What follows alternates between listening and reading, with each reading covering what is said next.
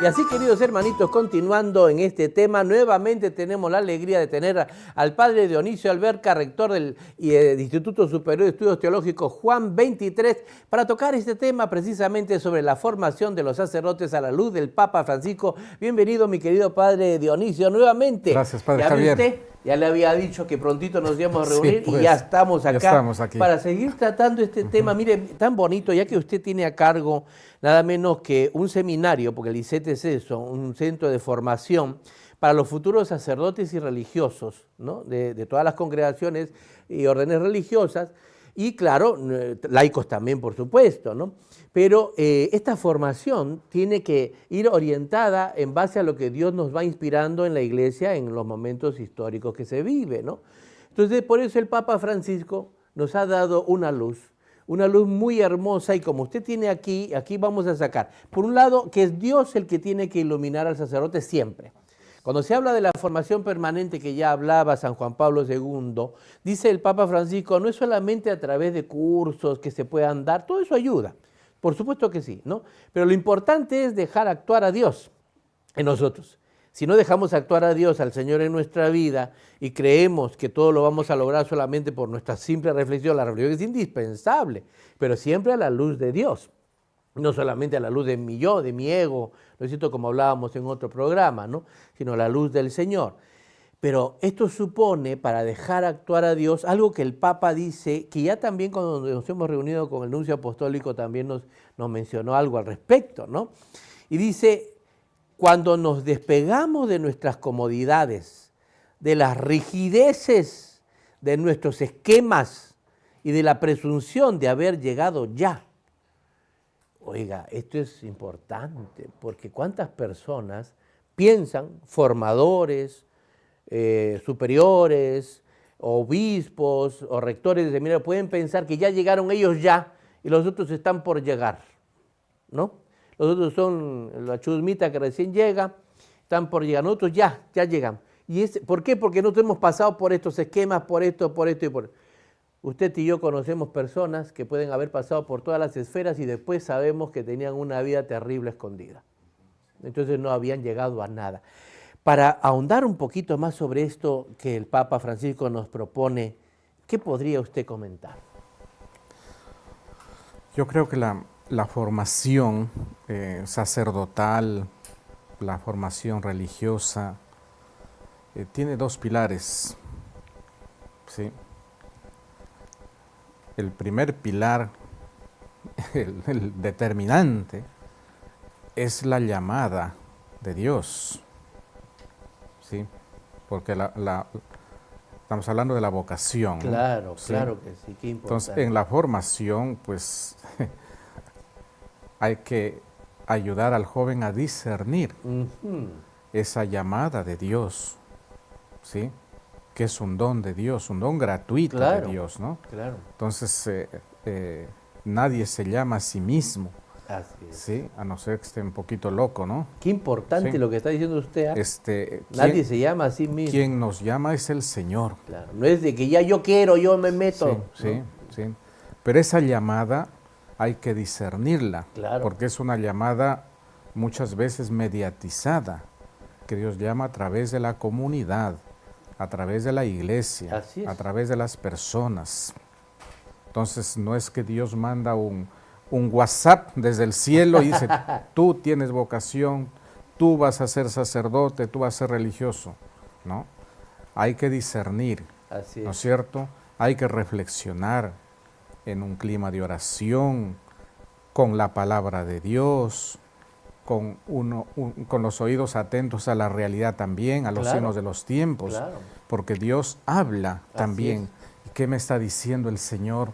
¿Qué quiere y con la caridad, que haga? ¿No? Claro, ¿qué quiere que haga? Entonces el primer pilar es eso, la llamada del Señor.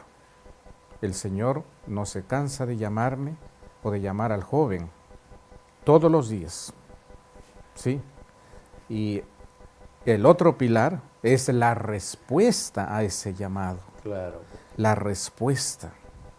Y ahí es sumamente importante lo que es el Santo Padre, ¿no?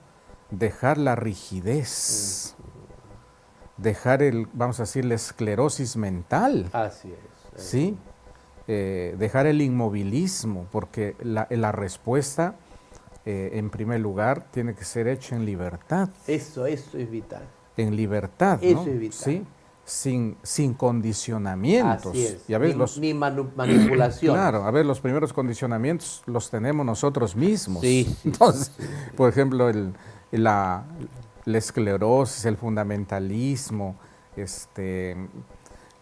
el comodismo, ¿sí?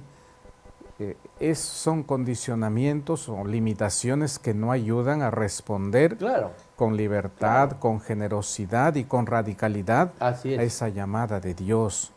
Y para eso es importante el acompañamiento. Hoy se dice que el gran problema a veces en las casas de formación y los seminarios en nuestra iglesia es que no se está dando un buen acompañamiento a los jóvenes. Es verdad.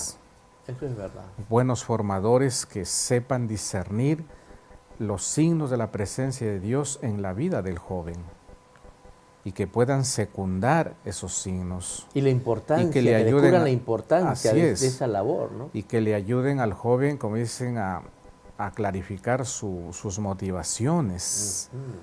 Motivaciones, bueno, hay de todo, ¿no? Claro. Motivaciones humanas, adecuadas, no adecuadas, motivaciones auténticas, no auténticas, motivaciones cristianas, no cristianas. Es que nadie se forma solo, Padre, lógico, nadie. Claro. La iglesia es como dicen, tiene el encargo del Señor. Así es. ¿Sí? Para la formación, para el acompañamiento.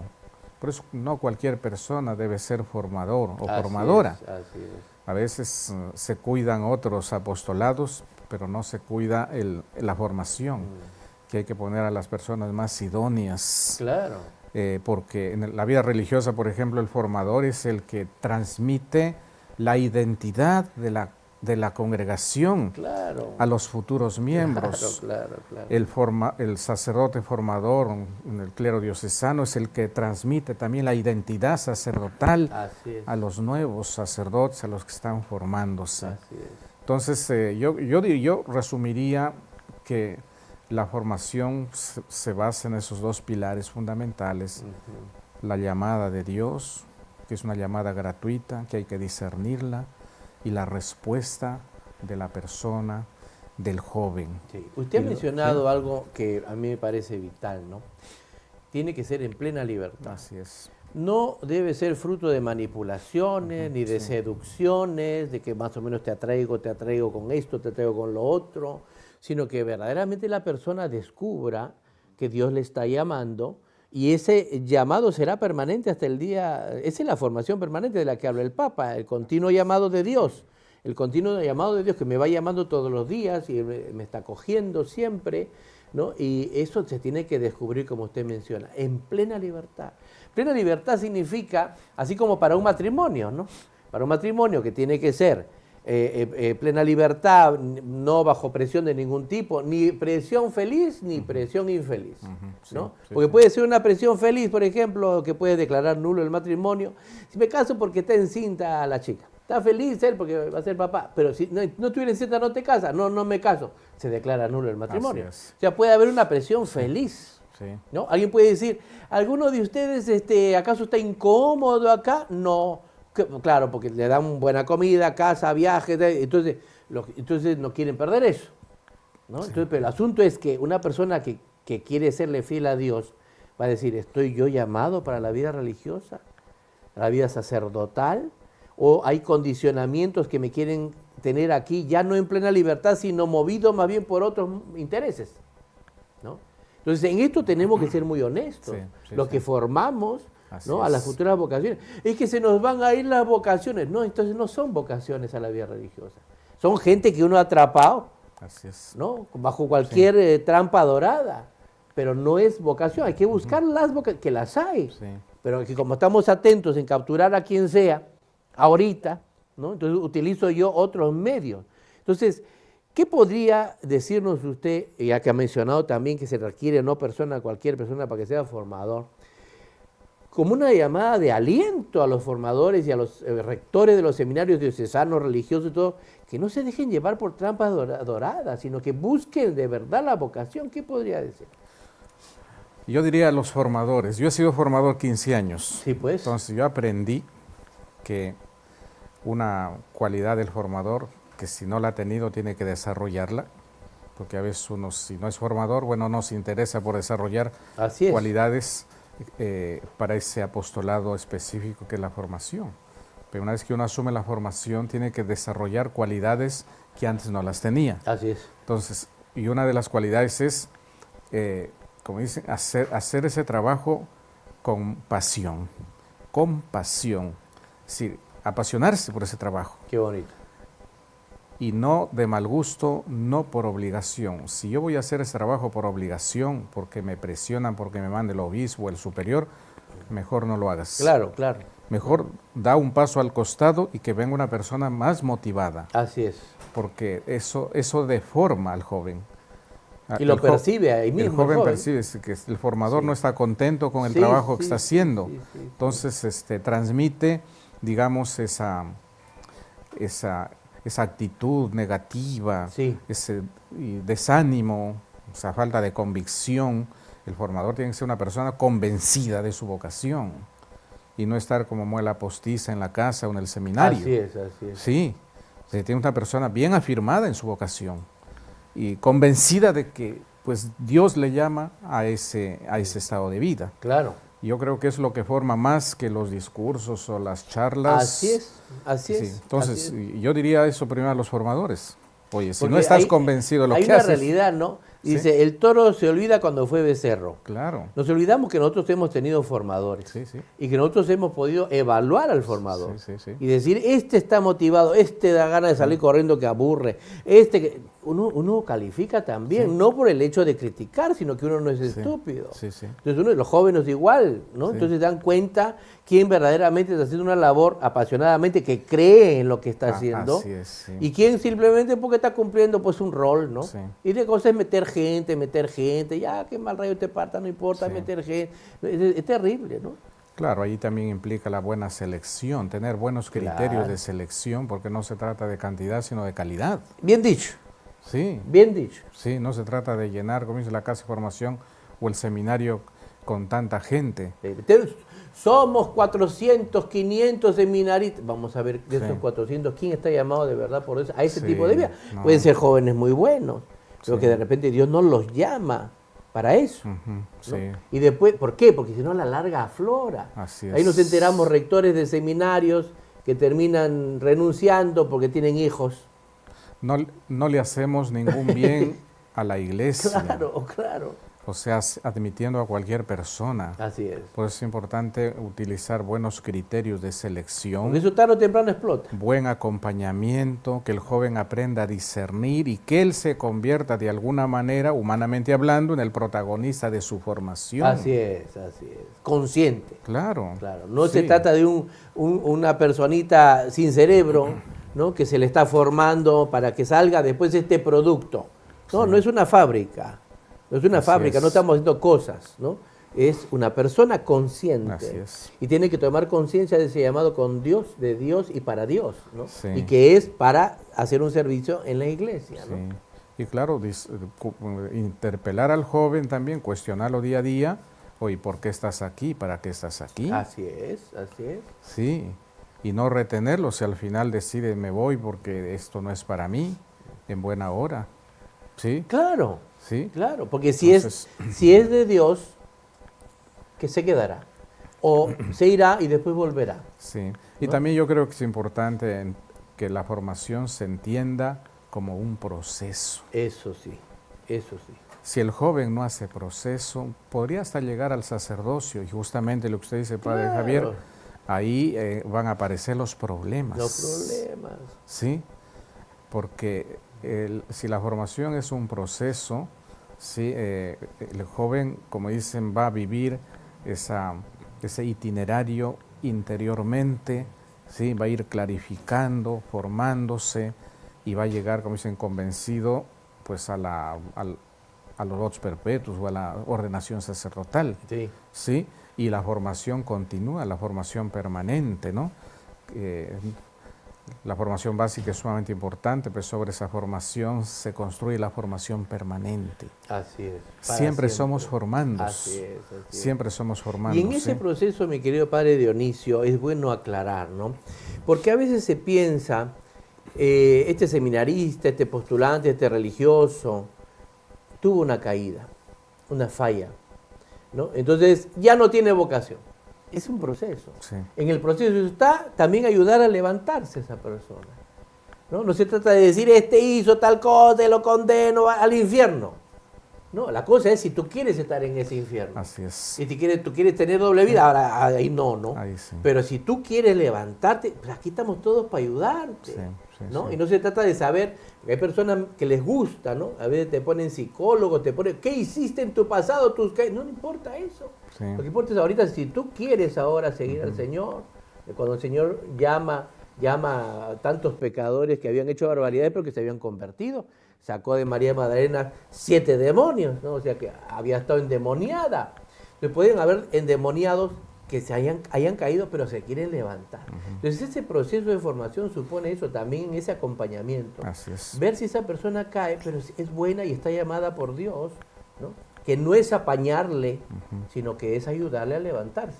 Que es muy distinto de volverme cómplice en sus caídas y decir, sigue así nomás, ¿no? Es muy distinto. Claro, sí, bueno, hay que diferenciar de un acto aislado y una tendencia. La habitud, ¿no? Lo que se moral se llama. La actitud. Claro. Sí, bueno, si es una actitud, bueno, es más serio.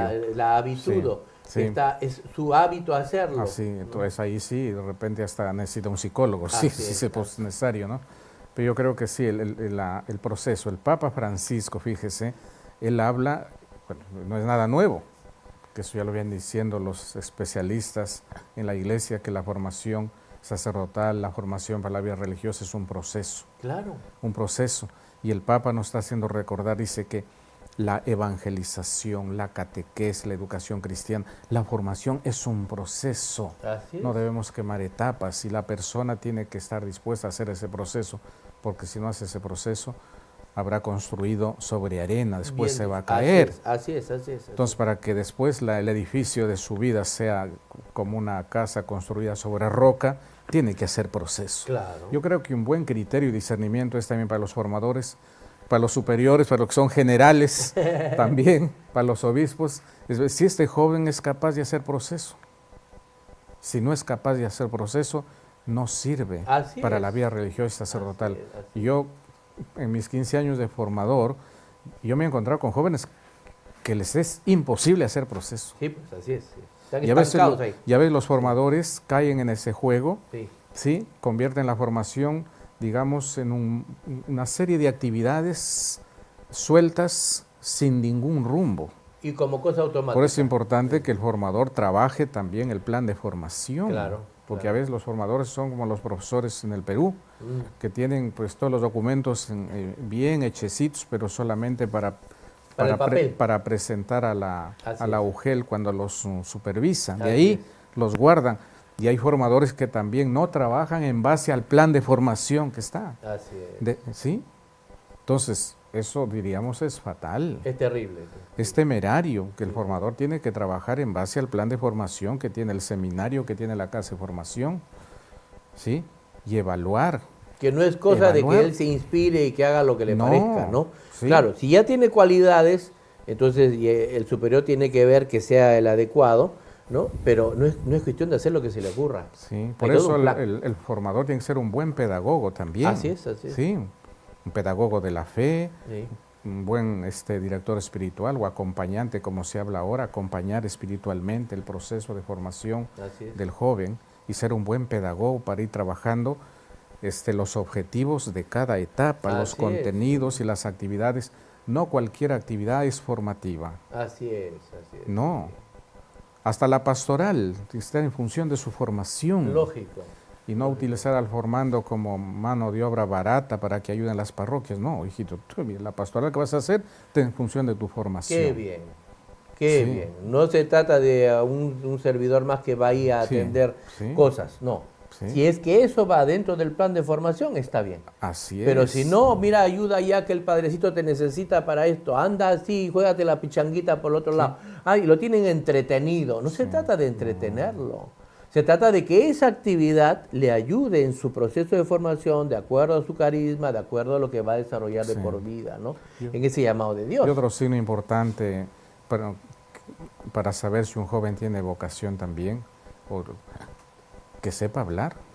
Ah, claro. Que sepa expresar lo que piensa y lo que siente. Claro, claro. Porque hay jóvenes misteriosos, mudos. Usted les pregunta, ¿y sí. cómo estás? ¿Cómo? Bien, todo está bien. Ah, sí, sí. Y no todo está bien. Así es. Y van guardando eso, ¿no? Que sepan hablar, claro. que sepan verbalizar su experiencia interior con Dios y con las demás personas. Claro, claro. Yo creo que ser formador obviamente no es un trabajo tan fácil. No, no, no. Es un trabajo ingrato porque al final nadie le agradece. Claro, ¿sí? Y si uno busca la gratitud, ¿sí? pierde el tiempo. Así ¿no? es. La cosa es para servir a Dios. Por eso el formador tiene que ser una persona bien convencida de lo que está haciendo. Claro, claro.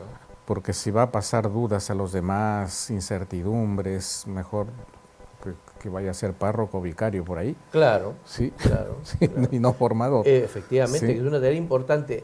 Y por lo tanto, hay que volver a pensar y meditar cuáles serían los puestos clave para que las vocaciones se desarrollen. De hecho, el formador es una pieza clave. Así es. Entonces, no se puede poner a una persona ahí. No, hay gente, yo he conocido formadores, ¿no? Que yo no quiero estar acá y me han puesto aquí por castigo. Por castigo me han puesto de forma. ¿Qué es eso? Pues entonces, ¿qué cosa va a transmitir a los jóvenes? Sí. ¿Qué le va a transmitir? Y ojo, que la base es indispensable. Están llegando aspirantes, postulantes, novicios, profesos simples, y van a tener esos formadores. Esa es la base, ¿no? ¿Qué tipo de cimiento es ese para poder edificar después el edificio de la vocación o del servicio? ¿No? Aquí hay una cosa importante. Entonces, por un lado, un buen formador, y que ese formador no solamente sea una persona buenita, no, sí tiene que ser bueno, por supuesto, ¿no? Sino que tiene que ser conocedor. Sí. Y conocedor no porque ostente títulos de aquí, de allá, cuyá, sino que de verdaderamente se vea que es conocedor de la persona, sí. Que es conocedora del ser humano, para que haya primero un buen hombre y de ahí sobre esa base un buen religioso. Así es. Porque ahora, por desgracia, porque quieren tener religiosos o sacerdotes en los seminarios, no les interesan que sean buenos hombres. Sí. Y sobre la base de ese buen hombre será un buen religioso o un buen sacerdote. Si es una persona que cultiva mentiras, insidias, maldades, ¿esta persona podrá ser un buen religioso en el futuro? No. Yo conozco gente en los seminarios, que escucho yo en la facultad tal, la facultad cual, en el seminario tal, que paga a los profesores para que le pongan notas. Y a veces el formador le dice, dile cuánto es. ¿Me dejo entender? Claro. O si no le dicen, tienen ellos su cosita, ya tienen los exámenes hechos y que le pasen las preguntas. Entonces, ¿qué tipo de sacerdotes, de diáconos, de religiosos va a ser una persona que obtiene notas, ¿no? ¿Cómo se llama? De esa manera, sí. Con trampas, y que el formador no le diga, oye, eso no se hace. Padre Javier, hemos estado hablando también del tema de la corrupción. Ah, ¿se acuerda cuando hablamos? Ahí estamos formando un pequeño corrupto. Claro. Imagínese si llega a ser sacerdote. O que llegue obispo. Que llegue a obispo, sacerdote, ministro de la iglesia. ¿Qué va a hacer? ¿Qué va a hacer en la parroquia? Así es. ¿Qué va a hacer con los recursos de la parroquia? Así es. ¿Qué va a hacer con las comunidades? Él va a formar, como dice, la famosa pastoral del gallinero. Así es. No sé si usted sabe esa expresión.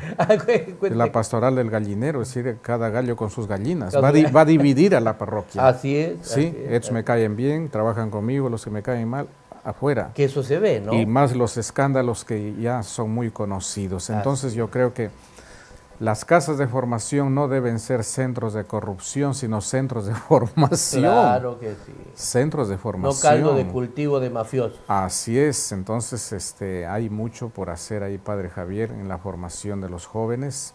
¿Sí? El formador tiene una tarea tan ardua y una responsabilidad gravísima frente a la iglesia. Me gustaría aclarar eso también, mire, esta tarea. Usted mencionó un plan de formación, que ese plan, por supuesto, está guiado por el Espíritu Santo y el carisma de cada congregación. Eso no son los esquemas a los que se refiere el Papa, ¿no? ¿Por qué? Porque yo conozco a algunas personas que le dicen, ¿no? Olvídate de esos esquemas de tu carisma, tú ahora haz, porque aquí yo soy el que manda y tú tienes que hacer tal cosa. No, a eso no se está refiriendo, ¿no? Aclarando, aclaremos. Se refiere a los esquemas personales, individualistas, fruto de la corrección del individualismo que tiene cada persona, a eso, y esas rigideces temperamentales que pueden tener alguien de creerse el perfecto y lo demás, ¿no? Como acaba usted de mencionar, lo del gallinero, el gallo con sus gallinas. Yo soy el perfecto con mi grupito y los demás no. Excluye a los demás. La rigidez mental, padres, como dicen, cerrarme y no querer cambiar. Así es. No querer hacer este proceso de conversión al Evangelio, porque el proceso de formación es un proceso de conversión a Dios. Así es. Si el joven no hace ese proceso de conversión, está perdiendo el tiempo. Claro. Está perdiendo el tiempo y haciendo perder el tiempo a los demás. Yo estoy llamado por Dios. Y sin embargo, ¿quién es Dios? Su ego. Sí. Si no quiere cambiar lo que tiene que cambiar a nivel de actitudes, a nivel de hábitos, a nivel de formas de relacionarse con las demás personas, pues entonces te has equivocado, hermano. Claro. Aquí estás, todo el que viene aquí es para formarse, para cambiar su manera de pensar y de actuar. Esa es la conversión. Claro. Pero convertirse al Evangelio de Cristo. Así es. ¿Sí? Como dicen, a partir de la palabra de Dios, que es, digamos, la mejor escuela de formación, la palabra de Dios, la Biblia, ¿sí? En la formación, que no solamente la palabra de Dios llegue a la cabeza, sino que llegue al corazón. Claro, ambos. Porque para ser pastor de la iglesia, ministro del Señor, religioso, religiosa, obispo, es importantísimo que llevemos la palabra de Dios en el corazón. Así es. Es ser discípulo de Cristo, el que lleva la palabra de Dios en su corazón. De lo que abunda el corazón habla la boca. Y que deja, es decir, que se acerca a la palabra de Dios, porque la palabra de Dios tiene que ser el elemento fundamental en la formación. ¿Sí? Pero no solamente estudiar la palabra de Dios, por ejemplo, los cursos de teología, de Biblia, o orar con la palabra de Dios, solamente para saber, para aprender más, no, sino más bien para dejar que esa fuerza y el poder de la palabra de Dios transforme la vida de la persona. Y eso ya es romper con la rigidez. Así es. ¿No es cierto? Sí, sí. Claro. Jesús en el Evangelio nos dice, sígame. Claro.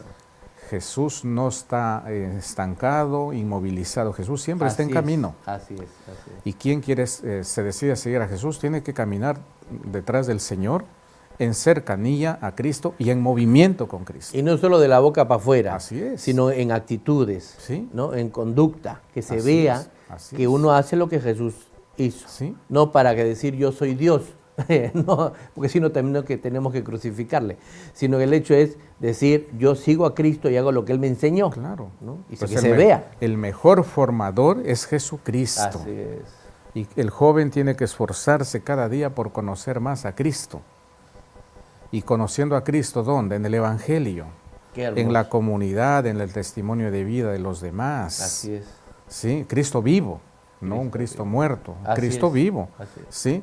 Pero a veces queremos seguir a Cristo sin conocer a Cristo. Así es, así es. Sí, entonces el joven tiene que apasionarse por Cristo. Me hago yo una figura de Cristo, ¿sí? Según mis pasiones y mis gustos, ¿no? Como he visto, me enseñaron a mí, al Señor de los Milagros le han puesto la camiseta rojiblanca al Señor de los Milagros. O sea, ya queremos manipular a Jesús según mis gustos y ¿cómo se llama? Fanatismo. Sí. No se trata de manipular al Señor, no. Conocerlo tal cual es. No según lo que a mí me parezca o le parezca a la mayoría, sino como es de verdad. Pero también, Padre Javier, es importante revisar las falsas imágenes de Cristo que nos formamos. Así es. El joven que viene a las casas de formación viene con tantas falsas imágenes de Dios. Así es. El gran reto, gran tarea de la casa de formación del formador, de los formadores o de la comunidad formativa, porque hoy se habla de comunidad formativa. Claro. Es ayudarle al joven a cuestionar esas falsas imágenes de Dios e ir conformando su vida hacia la verdadera imagen de Cristo. Por supuesto.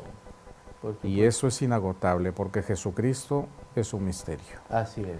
Un misterio que nos desborda, un misterio insondable que nos sobrepasa.